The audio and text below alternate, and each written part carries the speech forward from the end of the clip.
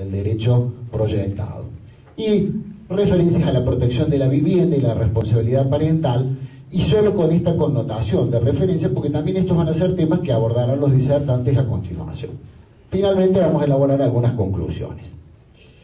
Yo les hablaba de un compromiso en estos derechos y deberes que derivan del matrimonio. Esta norma, el 431, de sancionarse, va a ser la norma que nos lean cuando nos casemos. Antes leían el 198, el 199, actualmente, digo antes, y el 200. Esta va a ser la norma que rija el marco de los derechos y deberes derivados del matrimonio. Y habla de un compromiso. ¿A qué se comprometen los esposos? A desarrollar un proyecto de vida en común, basado en la cooperación y el deber moral de fidelidad, y deben prestarse asistencia recíproca. Veamos, ¿qué alcance tiene el compromiso? Habla de un proyecto de vida en común. ¿Esto qué es? Es el protagonista de un plan común para alcanzar los objetivos que ese matrimonio se propone. Esta es la estructura básica del matrimonio.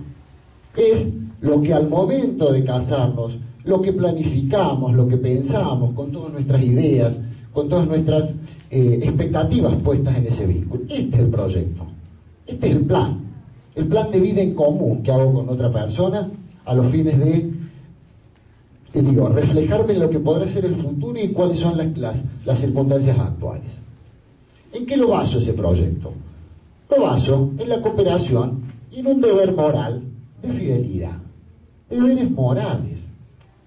Decía la doctora Llovera que no por eso implica no reconocerle el alto valor que tienen, pero son deberes morales, forman parte de ese plan de vida que tenemos, pero desde lo moral, desde lo personal. Y si hay un deber jurídico, ¿cuál es? El de la asistencia. El de la asistencia se enlaza y es consecuencia de todos los otros deberes. Y también esa asistencia es la necesaria para que podamos llevar adelante aquel proyecto de vida que planificamos. ¿Qué pasa entonces? El proyecto lo que hace es suprimir la fidelidad y la cohabitación como deberes jurídicos. Los actuales artículos 198, 199 y la parte pertinente del 200. ¿Esto qué va a traer aparejado? Que la infidelidad no va a ser una causa de divorcio. De hecho, el divorcio es incausado en el derecho proyectado. Y la cohabitación no es necesaria para el matrimonio. ¿Por qué no es necesaria? Porque se prioriza el ejercicio de la autonomía personal, que define el proyecto de vida autorreferencial. Aquí pasa, allí asentamos en nuestro proyecto de vida. ¿Qué se critica de esto? Que la nueva regulación podría legitimar y facilitar el terreno al infiel. Pero esto no es así. La norma proyectada no incita ni invita a ser infieles o a vivir separados. Dice que son deberes importantes, trascendentes. ¿Desde dónde? Desde lo moral, desde lo ético. ¿Qué significa esto? Que no tienen consecuencias jurídicas. El deber de asistencia sí, claramente es un deber jurídico. Está. Porque este deber de asistencia, hemos dicho recién, ¿a qué hace? Hace la noción estructural del matrimonio. Si ese deber no se observa, si se incumple, ¿va a traer consecuencias? Sí, va a traer consecuencias jurídicas. Así está plasmado y regulado. Pero esas consecuencias no tienen que ver con, puede dar lugar a acciones de distinta naturaleza que no son del divorcio propio. Reclamar el cumplimiento de los alimentos o de la asistencia que no se me está brindando. Traigo a colación algo que recientemente ha dicho Zanoni, porque me pareció importante y creo que es clarificador en este sentido, ¿no? Él dice, la fidelidad y la cohabitación no están regulados como deberes jurídicos porque son deberes morales. Entonces no tendría ninguna operatividad que estén como deberes jurídicos frente a un divorcio que no reconoce causa en el proyecto. Pero miren el último párrafo. Dice, la fidelidad es inherente al matrimonio, aunque sea fiel por amor, no por deber, siquiera moral. Entonces, si alguien afirmase que es fiel a su cónyuge o que vive con que su deber, quedaría descalificador desde el punto de vista ético. Esto es así. No hay razón que motive incorporar como deber jurídico un deber ético. Máxime frente a un divorcio que ya no reconoce causas en el proyecto. Bien, hemos hablado de un deber jurídico de asistencia, y dentro de ese deber jurídico de asistencia están los alimentos entre los cónyuges. La regla, ya consignaba la doctora Lloveras en la reseña que hizo anteriormente. ¿Cuál es la regla? Los alimentos se deben durante la convivencia y durante la separación de hecho. Excepcionalmente, esta es la excepción, hay alimentos posteriores o luego del divorcio, los postdivorciales. O también puede ser que estos alimentos sean convenidos. Vamos a ver que esto puede ser uno de los puntos que se trate en el convenio regulador. ¿Qué pasa con los alimentos que hemos consignado como regla? ¿Qué son? Durante la convivencia, durante la separación de hecho. ¿Por qué se ha consignado la separación de hecho? Porque se quiso marcar la importancia de ese momento, que en la actualidad suele generar algunas dificultades al momento del reclamo alimentario. Lógicamente que este deber alimentario se establece con un criterio estrictamente asistencial. ¿Cuáles son las pautas a los fines de la fijación de este deber alimentario? Allí están las dos normas, el 433 y el 434 del Código Civil.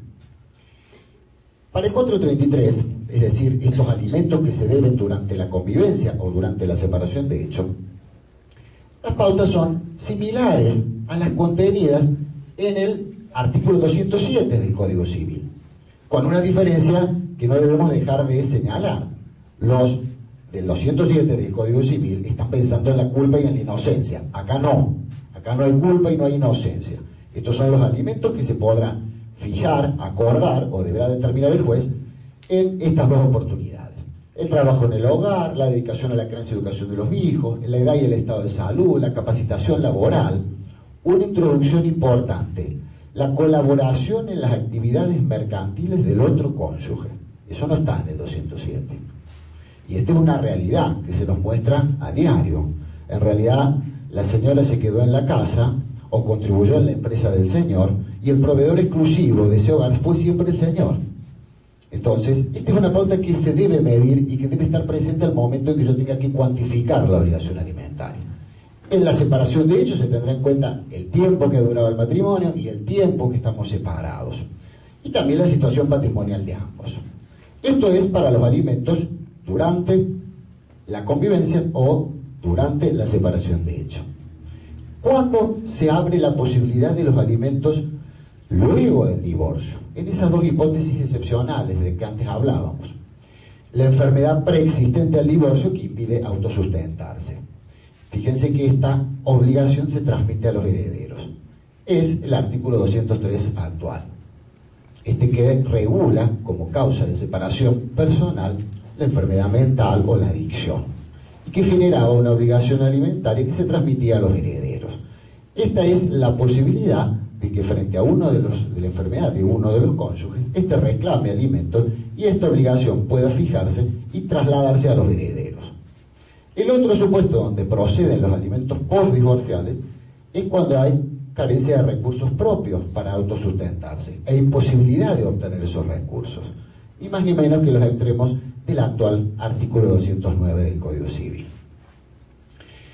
Estos alimentos postdivorciales deben tener un límite temporal, es decir, una duración no superior al número de años que duró el matrimonio, y no procede cuando la persona que los debiera recibir ha recibido una compensación económica, un tema que vamos a analizar un poquito más adelante.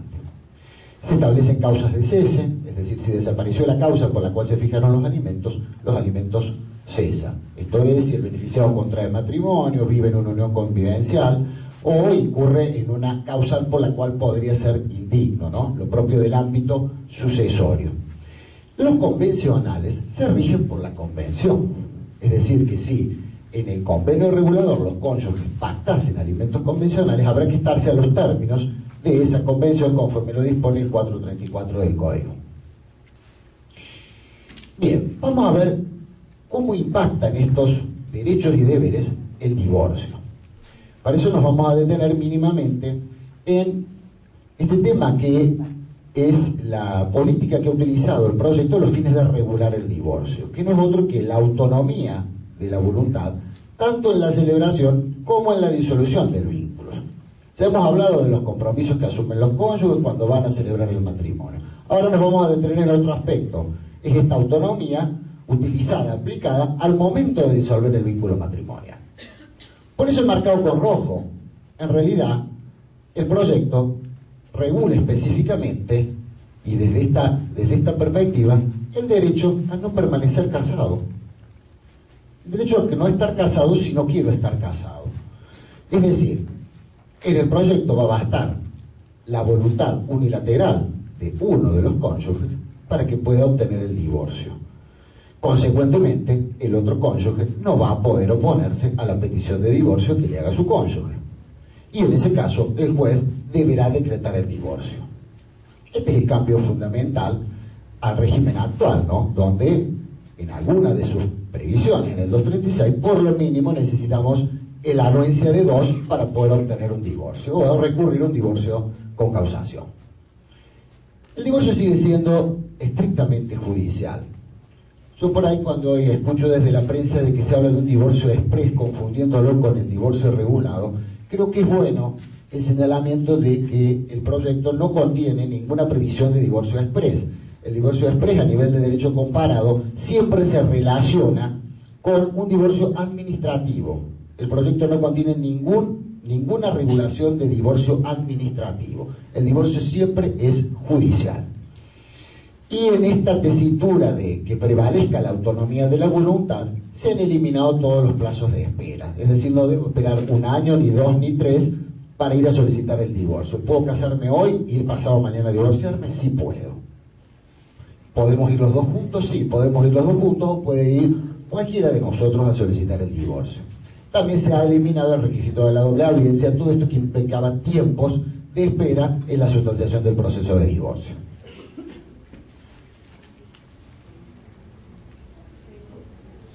Bueno, ha desaparecido toda la causación, dijimos, se ha eliminado la figura de la separación personal. La separación personal tuvo un objetivo concreto en el 87 cuando se introduce la ley de divorcio vincular, ¿no? Era como una transición antes del divorcio vincular para quienes querían mantener vigente el vínculo matrimonial. En la práctica, desde aquella fecha hasta ahora, se ha demostrado que es una figura que no tiene mayor uso y por ende la opción del proyecto ha sido proceder a su derogación. Ya hemos dicho que se han suprimido las causales subjetivas, o sea, hay divorcio incausado solamente. Las causas no existen más. También ha quedado demostrado desde la práctica el alto nivel de destrucción que implicaban los divorcios contenciosos, el alto grado de exposición, el alto grado de exhibición desde lo emocional que había para los cónyuges, y no solamente para ellos, sino también para su entorno familiar, porque implicaba en cierto modo exponerlos a todas las alternativas de un proceso contencioso que todos sabemos que a veces las consecuencias pueden ser previsibles y otras veces no. Entonces, en definitiva, lo que el proyecto hace es contribuir a la pacificación, a esta salida del vínculo matrimonial de un modo pacífico, de un modo tranquilo. Finalmente, debemos consignar que este tema de las causas, si bien no está contemplado como uno de los motivos por los cuales se podría divorciar, quedará sujeto a lo que es el derecho de daños, ¿no? Y a lo que es el tema general de la responsabilidad civil, y podrán ser indemnizados si se demuestran los extremos de procedencia de un daño para la persona, no por el hecho mismo de la ruptura del matrimonio, sino que esa ruptura haya provocado un daño a nivel personal que sea digno o factible de reparación por la vía civil. Entonces, este régimen encausado viene fincado en el principio de la solidaridad familiar, en que el matrimonio no puede ser la fuente del enriquecimiento o el empobrecimiento de uno de los cónyuges a favor del otro, para lo cual se instaura un sistema de compensaciones económicas. Vamos un poco al trámite. El 438 establece la visión procesal de este asunto. Dice que la petición de divorcio, ¿qué requiere? Las acreditaciones usuales. Esto es, haremos la petición, los títulos de estado, y que debo acompañar una propuesta que regule los efectos postdivorciales. Si yo no acompaño esa propuesta, que se llama convenio regulador, no me van a dar trámite hasta que yo acompañe la propuesta. Esto es, por un lado, no requiero de la conformidad de mi cónyuge para divorciarme, puedo hacerlo unilateralmente, pero esa petición unilateral debe ir acompañada de una propuesta de un convenio regulador. Si esa propuesta no está presente, el juez va a obviar dar trámite hasta que la acompañe. Esto no obsta que también podamos ir los dos juntos a pedir el divorcio y acompañemos la propuesta, pero puede que esa alternativa no se dé y que solamente uno de ellos se presente y acompañe el convenio regulador, al cual el otro le podrá prestar conformidad o mostrarle su disenso o querer mejorarlo o querer discutir algunos puntos. Todas estas opciones están presentes en este trámite del divorcio. Los extremos que hagan a la viabilidad de la propuesta que acompaño deben ser adjuntados con esta petición inicial. Incluso el juez tiene facultades de oficio, porque se lo pide a la otra parte, en requerirme los elementos que sean necesarios, por ejemplo, para demostrar por qué voy a pasar este monto de cuota alimentaria o por qué voy a requerir este monto de cuota alimentaria. El juez deberá evaluar esas propuestas y convocar a las partes a una audiencia si en realidad no tiene acuerdo en los términos o en alguno de los términos del convenio regulador. Más allá de que se logre o no se logre ese acuerdo, la sentencia de divorcio se dicta. Si hemos logrado acuerdo en todo, se homologará todo. Si hemos logrado acuerdo en parte, se homologará en parte. Y si no hemos logrado acuerdo, seguiremos por los trámites que prevean los procedimientos locales. Ustedes ven, es un 236 mejorado, para decirlo de algún modo, ¿no? Pero con las mismas alternancias, con las mismas vicisitudes que se pueden presentar en un 236. ¿Qué contenido debe tener ese convenio? Está regulado en el artículo 439, que hagamos una vistaje de la norma, pero en realidad me voy a detener en esto. En cuanto a ese convenio regulador, es una amplia consagración del principio de la autonomía de la voluntad. Deben ser los cónyuges los que resuelvan y dejen preparado su proyección futura frente a la ruptura del matrimonio, ¿no? Que ellos autocompongan sus intereses, que un tercero no decida por ellos. Por eso, la obligación de acompañarlos, si no, no me dan trámite. Es decir, estamos poniendo a los cónyuges en esta necesidad de ser ellos quienes propongan como mejores interesados y como únicos conocedores de la realidad familiar, que propongan el mejor convenio regulador que puedan presentar. ¿Y a qué se debe referir? ¿Qué contenido debe tener? Y bien, todo lo que se deriva de la ruptura del vínculo matrimonial. La responsabilidad parental, cómo vamos a distribuir los bienes, quién se va a compensar, cuál va a ser el monto de la compensación económica. Aunque la norma expresamente consagra que esa enunciación no es taxativa. Es decir, que también podemos introducir otras cuestiones que hagan o se deriven de la ruptura del vínculo matrimonial. Pensemos en la obra social, otros temas que hagan a la gestión familiar, ¿no? Todo ello va a poder estar contenido en el convenio regulado. Hay unas medidas de protección de ese convenio regulador. Fíjense ustedes que el 440 dice que el juez podrá exigir que el obligado otorgue garantías reales o personales para asegurar el cumplimiento del convenio. Y en una segunda parte la norma habla de la posibilidad de modificar el convenio. Entonces, dos partes. La primera parte es una verdadera herramienta para garantizar el cumplimiento. Digo, muchos de ustedes como abogados saben que hacemos convenios muy bonitos, pero que después no se cumplen. Acá le estamos dando facultades al juez para que el juez pueda requerir a la parte más fuerte de esa relación jurídica matrimonial que aporte las garantías que puedan resultar pertinentes para garantizar que cumplan. Solo se me ocurre en este momento alguna garantía para que no me incumpla la cuota, ¿no? Que hacemos un pacto hermoso de cuota, pero a la primera no la cumplió íntegramente. Yo creo que en esto habrá que ver por dónde transita la jurisprudencia y la creación jurisprudencial sobre qué garantías exigiremos, cuándo serán garantías personales, vamos a pedir una fianza o cuándo vamos a pedir una caución real en realidad para que se garantice el cumplimiento. Todo esto también dependerá de los extremos y de los intereses que tenga en juego en ese convenio. La segunda parte de la norma solo habla de la posibilidad de modificar el convenio. Esto tiene que ver con el carácter mutable que tienen las decisiones que se dictan en el ámbito de familia. ¿Qué significa? Que si se han modificado las circunstancias fácticas que se tomaron como base para la fijación del convenio, lógicamente tendremos que revisar el convenio para poderlo adaptar a la nueva realidad, ¿no? Y para lograr una nueva tutela en ese sentido. Compensación económica. Esta definición no es de nadie, es un esbozo de definición para que tratemos de comprender en qué consiste esta nueva figura, que es una innovación en el derecho argentino, no así en el derecho comparado. En realidad la compensación económica es un crédito entre los excónyuges. ¿Que se genera dónde? Se genera en la ruptura del matrimonio, cuya procedencia queda determinado por qué, y porque se ha producido un desequilibrio. Hay uno de los cónyuges que ve empeorada su situación. ¿Y a qué tiende la compensación? A reparar ese desequilibrio. Esto es la compensación económica, un crédito, un crédito. Si nos vamos a la doctrina española, y he citado el artículo 97, porque el sistema adoptado por nuestro Código Civil, por el proyecto de Código Civil, es muy similar al regulado en el 97 del Código Civil Español, modificado en el año 2005. Es una cuantía que uno de los cónyuges ha de satisfacer a favor del otro, normalmente bajo la forma de una renta periódica, y que tiene su origen en el desequilibrio de este último ha sufrido en relación con el que conserva el primero. Esto es, hay uno que quedó en mejor posición. Siempre pasa en el divorcio esto, ¿no? Ahí siempre parece que hay uno que queda más beneficiado. ¿Qué alcances tienes? El 441 fija los alcances de esta compensación, a la vez que da un concepto. Vamos a ver, entonces, ¿qué perfiles le asignamos a la compensación económica? Primero, que responde al régimen incausado. Esto ya lo habíamos dicho, no habíamos esbozado esta idea.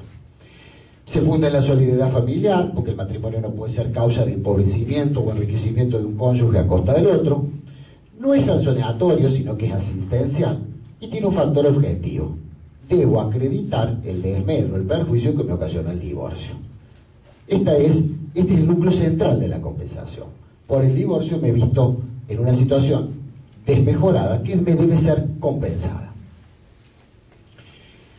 Este 441 que citamos dice que esta compensación puede ser abonada en una prestación dineraria única, en una renta por un tiempo determinado y excepcionalmente por un tiempo indeterminado. Pensemos en la hipótesis, ¿no?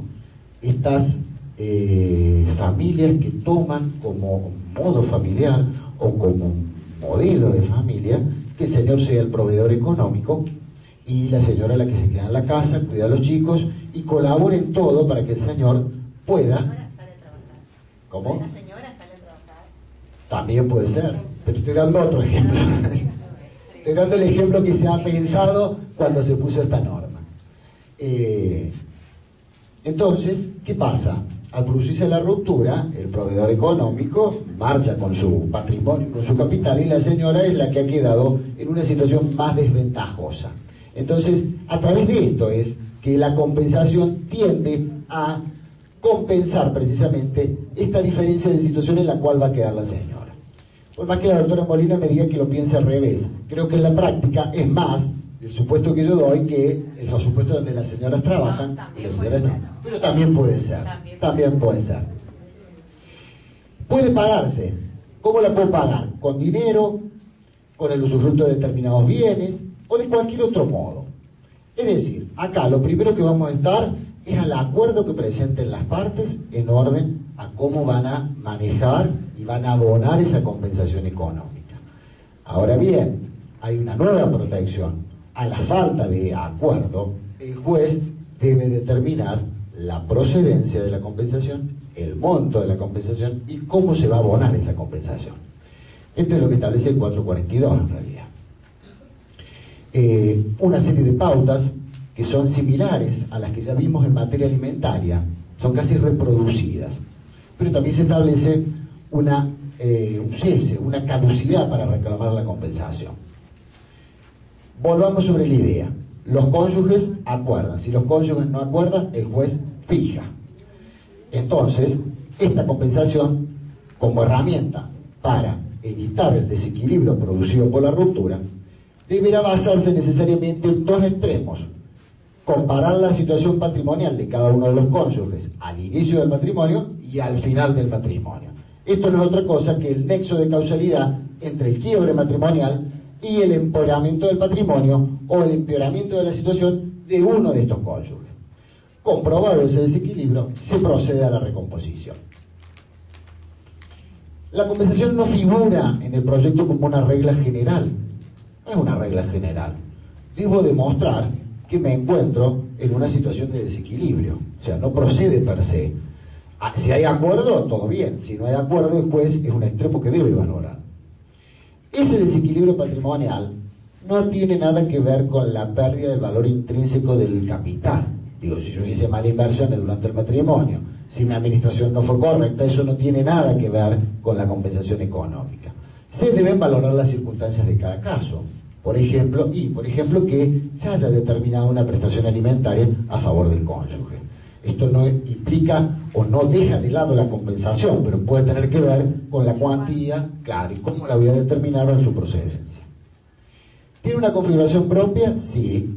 Comparte algunos esquemas de los alimentos que ya hemos visto, fundamentalmente el hecho de que se basa en la necesidad de uno de los cónyuges y en la pudiencia del otro, pero su finalidad y su forma de cumplimiento es totalmente diferente. ¿Qué quiero decir con esto? Compensación no es alimentos. Quiero dejar claro esta idea. Pueden estar los dos, puede estar uno, pero no es la misma cosa.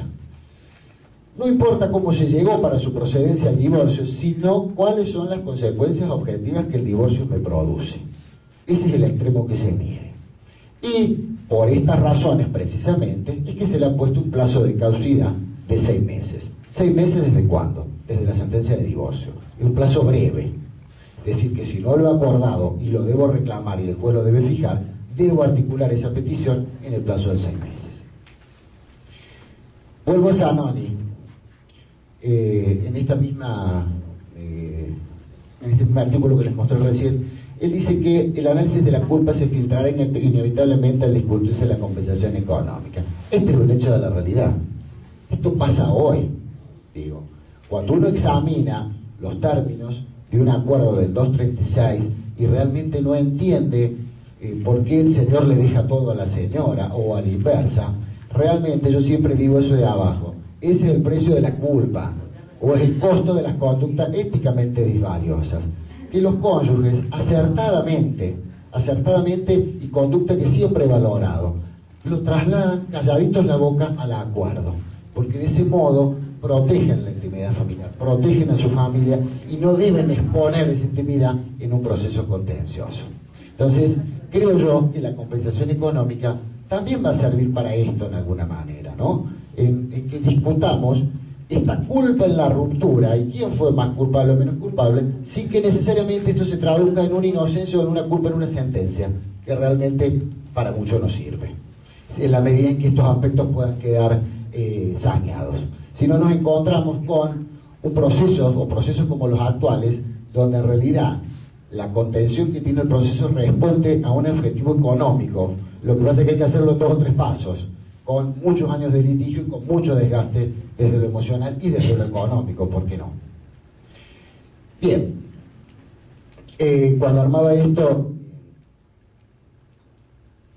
en el Tribunal Quintero entró un exequatur procedente de ese lugar para que inscribiera una sentencia de divorcio que había sido dictada en Guimar, que es Canarias, ¿no? Y me detuve a leerlo y por eso saqué estas notas.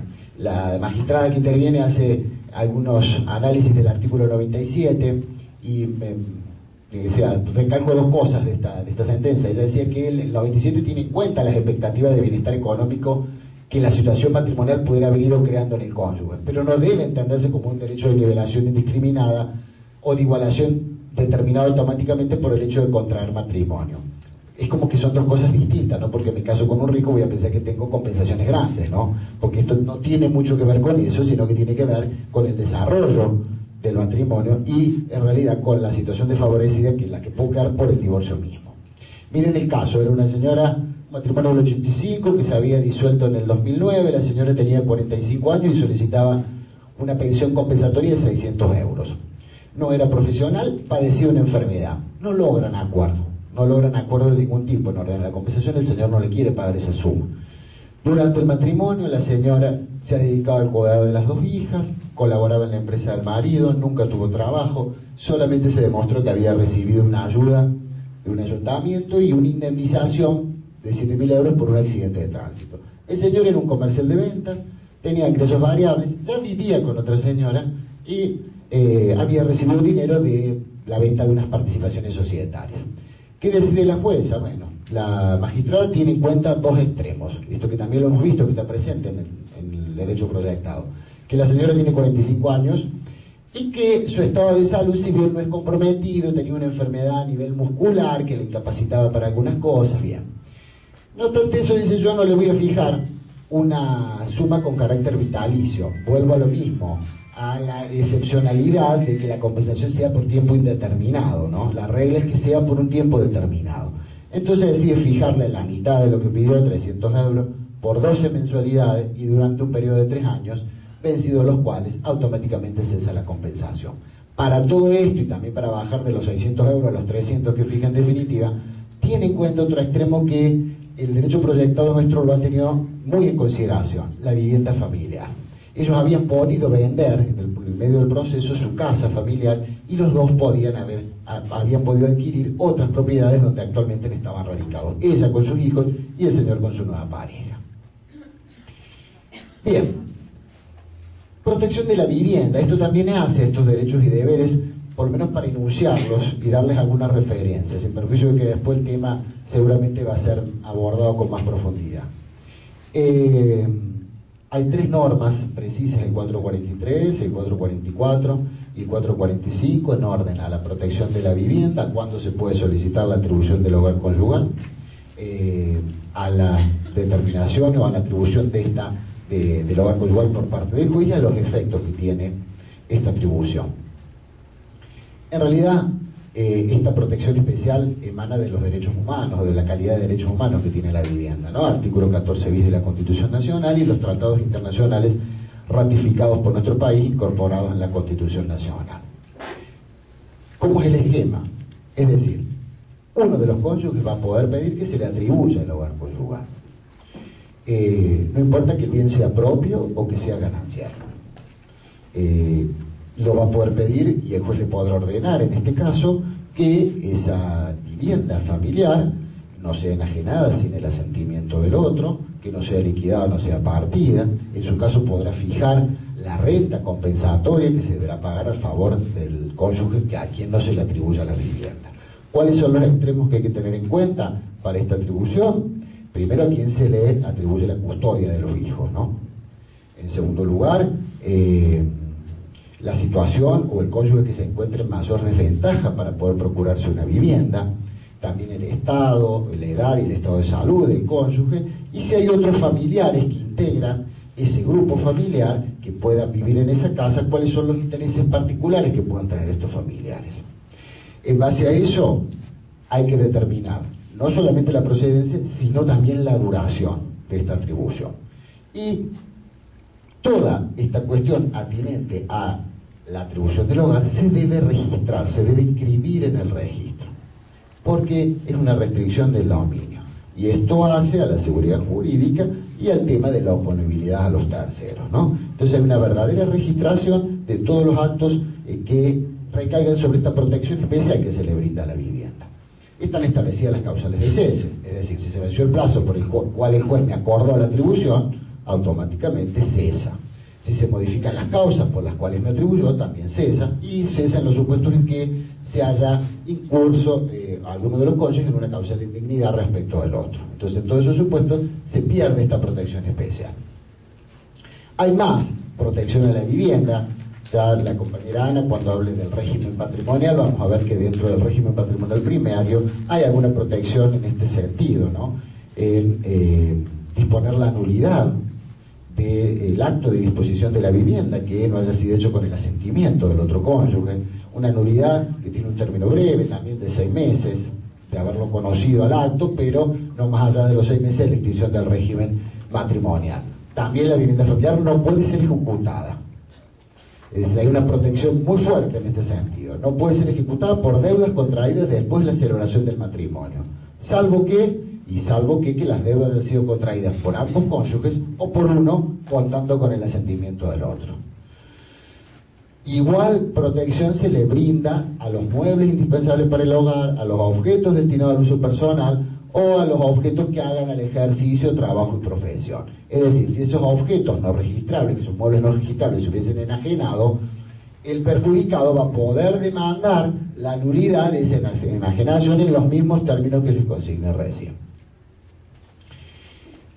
Última visión que hace este convenio regulador y a este impacto de los deberes y derechos matrimoniales en el divorcio es el tema de la responsabilidad parental, que también va a ser abordado por la doctora Pellegrini. Pero bueno, solamente un pantallazo de la cuestión. Hay un cambio fundamental en la responsabilidad parental. Podemos decir que el ejercicio de la responsabilidad parental corresponde a ambos padres, pero acá ya se distingue lo que es el cuidado personal del hijo. Y este cuidado personal del hijo tiene o admite distintas modalidades, y estas modalidades tienen particular trascendencia en el tema del divorcio, ¿no? Porque en realidad tienen que ver con el convenio regulador. ¿Y qué vamos a decir respecto a la responsabilidad parental? En caso de ruptura, el cuidado personal, porque recuerden que el ejercicio lo tienen ambos, el cuidado personal va a poder ser ejercido por uno o por ambos padres. Esto es, unilateral o compartido.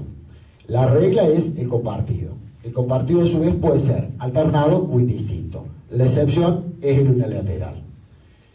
¿Qué significa alternado e indistinto? Alternado, el cuidado compartido alternado es cuando el hijo está un rato en la casa de papá, un rato en la casa de mamá, para que lo entiendan. El indistinto es cuando el hijo puede residir principalmente en el domicilio de uno de los padres, pero no por esto el otro deja de ejercer todas las gestiones propias a la responsabilidad parental, ¿no? Este contralor que tiene. Entonces es indistinto más allá del lugar donde convive, por más que el menor conviva con mayor tiempo, de un modo principal, en el domicilio de uno solo de los padres. El proyecto de código privilegia esta modalidad compartida indistinta, en el entendimiento ya comprobado de que esto es lo que mejor responde al interés de las niñas y los adolescentes. Todo esto, esta introducción solamente lo he dicho para esto, porque el 655 rescata la importancia de la previsión de un plan de parentalidad, frente a la ruptura del vínculo matrimonial. Entonces, está la posibilidad de que los cónyuges acuerden este plan de parentalidad, que así se lo denomina, y si los cónyuges no lo acuerdan, los debe determinar necesariamente el juez. En ese caso, el juez, vuelvo a la primera idea, va a privilegiar la modalidad compartida indistinta, salvo que esta modalidad pudiera implicar algún riesgo o un perjuicio para los niños o las niñas, y en cuyo caso pondrá una modalidad unilateral. Bien, concluyamos. Entonces, ¿qué hemos examinado en estos minutos? Nos hemos detenido en el tema de los derechos y los deberes matrimoniales. Los esposos se comprometen, este es el compromiso de desarrollar un proyecto de vida en común basado en la cooperación y en la fidelidad como deberes éticos o morales y en el deber jurídico de la asistencia recíproca, que ya hemos visto que comprende esa obligación alimentaria entre los cónyuges que rige plenamente o como regla durante la convivencia y la separación de hechos y excepcionalmente y en los supuestos habilitados por la ley o por convenio luego de producido el divorcio. ¿Cómo resultan impactados estos derechos y estos deberes del matrimonio frente al divorcio? Hemos visto que el principio es la autonomía de la voluntad, tanto en la celebración del acto como en la disolución del matrimonio. Se eliminan las causales de separación personal y las causales subjetivas del divorcio vincular. El divorcio es incausado y el matrimonio no puede ser fuente de enriquecimiento o empobrecimiento de un cónyuge a costa del otro.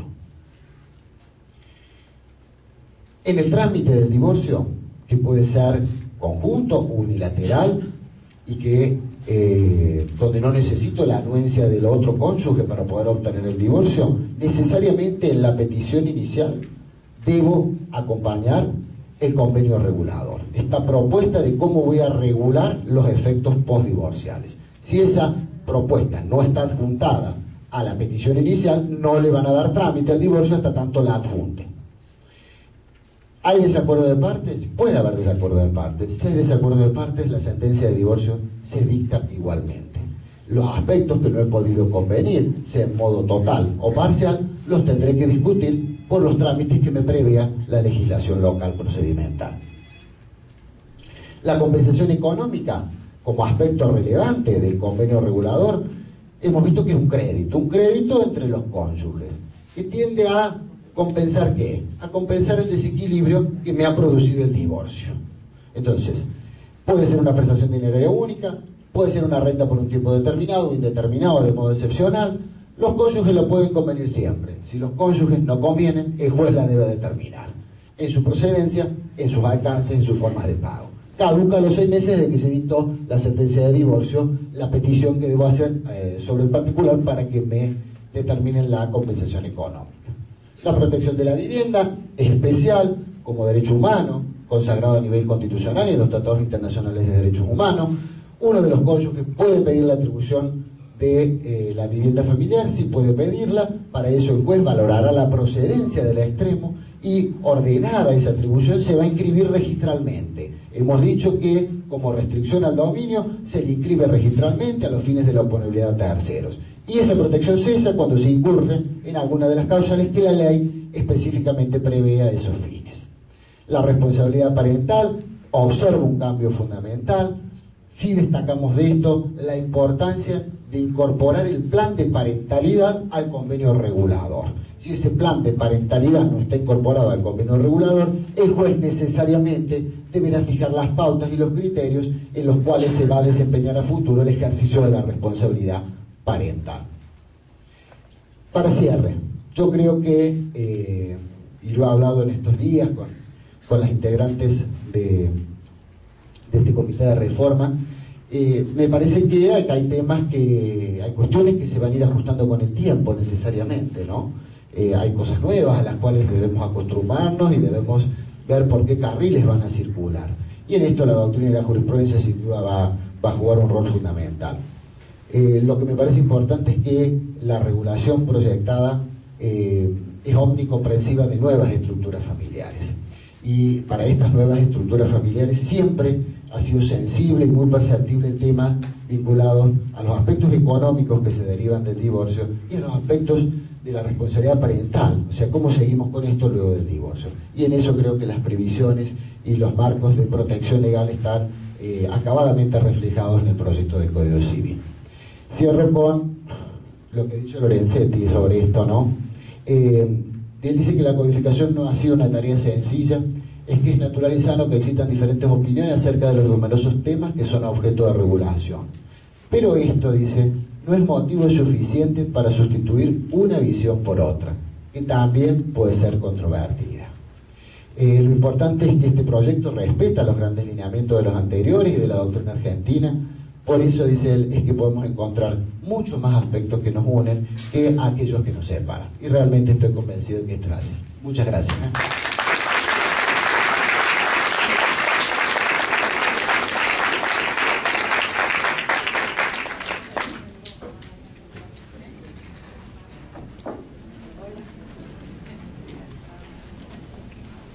Hola. Bueno, ahora me toca presentar el crédito local a nuestra querida doctora Peraca, que va a disertar como la disertante local, y que, bueno, ella es abogada recibida de la UBA, especialista en Derecho de Familia en la Universidad de Rosario, profesora adjunta de Civil Quinto en la Facultad de Derecho de la Universidad Nacional de Catamarca, autora de diversas publicaciones en revistas jurídicas, investigadora categorizada del Sistema Nacional de Investigadores Docentes, y también es nuestra representante local en el colectivo federal que está comprometido con este fuero. La doctora con ustedes.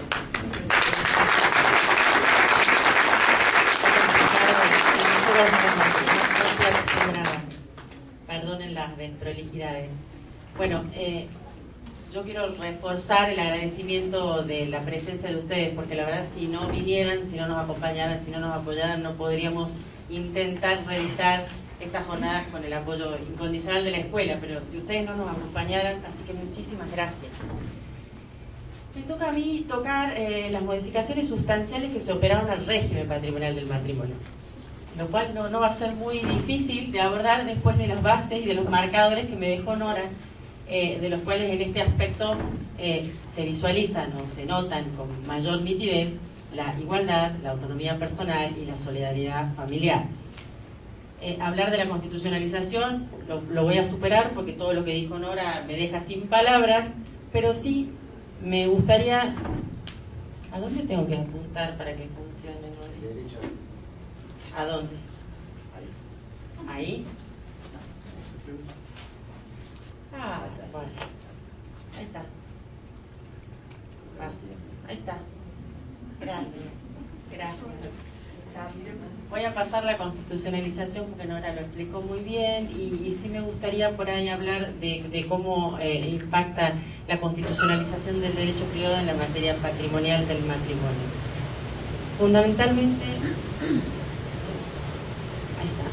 Fundamentalmente a través del protagonismo que tienen los derechos humanos que conforman el bloque de constitucionalidad que ha bajado al régimen del derecho privado. Y para materializarlo, me parecía bárbaro traer unas palabras del doctor Nino de hace un tiempo ya. Él hablaba de que existe una relación intrínseca entre el desarrollo de la autonomía de la persona y la necesidad de controlar individualmente algunos recursos económicos, principalmente los bienes de uso personal.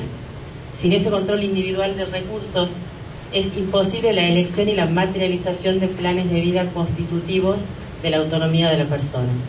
Esto de privilegiar el proyecto de vida autorreferencial también debe poder materializarse en el ámbito patrimonial. De otro lado, junto con eso, el proyecto materializa un redimensionamiento absoluto de la autonomía personal. Por oposición al orden público, replantea el contenido de estos dos institutos que en el derecho familiar son muy caros porque aparentemente todo está imbuido de orden público familiar.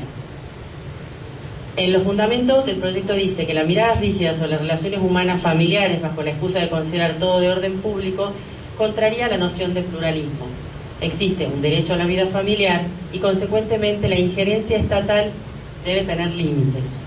Por eso se introducen modificaciones de diversa índole a los fines de lograr un mejor y mayor equilibrio de la eterna tensión entre autonomía personal o principio de reserva y orden público. Estos límites, a partir del proyecto, no debieran abrevar en otros sitios que no sea o justificarse en el daño a un tercero, en la protección de la propia autonomía y en el interés general, pero un interés general absolutamente reformulado, que a tenor, en palabras de los fundamentos del proyecto, supone la reinterpretación dentro del respeto de las diversas identidades, creencias y tradiciones, sean culturales, religiosas, artísticas o literarias, que no vulneren los valores constitucionales. O sea, hay un replanteo de las instituciones que tenemos de toda la vida, pero están llenadas con otro contenido. En materia de régimen patrimonial, el proyecto trae bastante o conserva bastante de lo viejo, sobre todo en la regulación de la comunidad, y trae algo nuevo, y lo viejito que tenemos o lo que ya conocemos está sustancialmente mejorado. Ustedes saben que teníamos no solo cuestiones terminológicas observables, sino vacíos, muchos vacíos que dieron lugar, vacíos legislativos de regulación, que dieron lugar a que la doctrina o a través de la jurisprudencia se fueran cerrando esos espacios. El cambio sustancial o el por todos conocido, el más difundido, es esta opción que los cónyuges pueden hacer entre dos regímenes matrimoniales. El régimen de comunidad, que es el régimen de comunidad de ganancias diferido a la extinción, tal cual lo tenemos hoy, que es un régimen que va a ser de aplicación supletoria para aquellos que no ejerciten la opción. Y por otro lado, o la opción o la autonomía de la voluntad se recepta en este ámbito, si ustedes quieren, limitada a la elección de un solo régimen, el régimen de separación. Como dijo la doctora Lloveras, el régimen de separación de bienes no es un régimen nuevo para nosotros, lo que pasa es que es un régimen muy excepcional. Nosotros no tenemos posibilidad de convenir pasarnos a él, tenemos que entrar dentro de las causales que establecen en 1291, 1294 y concordantes. Por eso es una reforma sustancial. El proyecto tiene la posibilidad de que antes del inicio, a través de una convención prematrimonial, los cónyuges opten por que ese sea el sistema que rija sus relaciones patrimoniales, o bien que puedan modificarlo con posterioridad, o sea, haber contraído nupcias sin haber hecho opción, y que extingan la comunidad porque entren al sistema de separación de bienes. ¿Cuáles son los efectos? No cuáles son. Para que tenga efectos la modificación del régimen, porque está claro que cuando ingreso al régimen de separación por convención prematrimonial, eso va a constar en el acta de matrimonio. Ahora, cuando estando casada opto por modificarlo, para que tenga efectos respecto de terceros tiene que haber una anotación marginal en la partida matrimonial, y los acreedores de fecha anterior podrán plantear la inoponibilidad dentro del año de haberlo conocido. Ahí está. ¿Por qué el régimen de comunidad de ganancias es el régimen supletorio? El proyecto lo dice en los fundamentos, porque se consideran los criterios del derecho extranjero, porque es el sistema más adecuado a la igualdad jurídica, y porque además es el más adaptado a la realidad socioeconómica de las familias de nuestro tiempo. Podríamos agregar que es el único régimen que reconocimos tradicionalmente en nuestro sistema. El otro cambio, o la otra cosa muy novedosa y que es absolutamente contraria a la regulación actual, es que se suprimen las restricciones para celebrar determinados contratos por parte de los cónyuges. Actualmente, ustedes saben, no pueden celebrar contratos de compraventa, donación y todos los demás contratos a cuyas reglas se les apliquen. Y hay una previsión expresa respecto de las sociedades.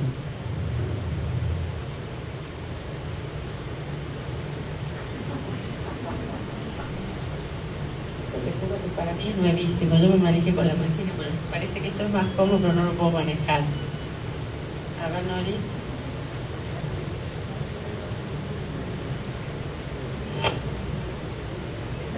¿Dónde está la máquina?